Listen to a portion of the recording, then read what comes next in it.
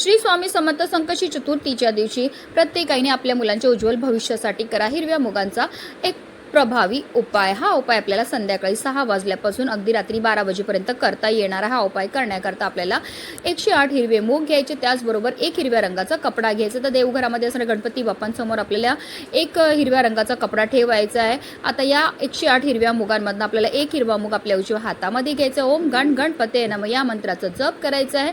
आपल्या मनातली इच्छा बोलून आपल्याला तो हिरवा मूग जो आहे तो हिरव्या रंगाच्या कपड्यावर ठेवायचा। अशा रीतीने आपल्याला 108 वेळा हे हिरवे मूग त्या कपड्यावर ठेवायचे। त्याची एक पोटली ही तयार करून घ्यायची। आपल्या मुलांच्या आयुष्यामध्ये असणारे सर्व दुःख, संकट, विघ्न, दोष, दारिद्र्य दूर होण्याकरता गणपती बाप्पांना प्रार्थना करायची। काही वेळेकरता ही पोटली तिथेच ठेवायची आणि त्यानंतर ती पोटली तिकडनं उचलून आपल्या मुलांच्या उशाखाली नेऊन ठेवायचे। संपूर्ण रात्रभर ही पोटली तिथेच ठेवायची आणि दुसऱ्या दिवशी आपल्याला ही पोटली जी आहे ती एखाद्या गणपती बाप्पाच्या मंदिरामध्ये नेऊन अर्पण करायची आहे।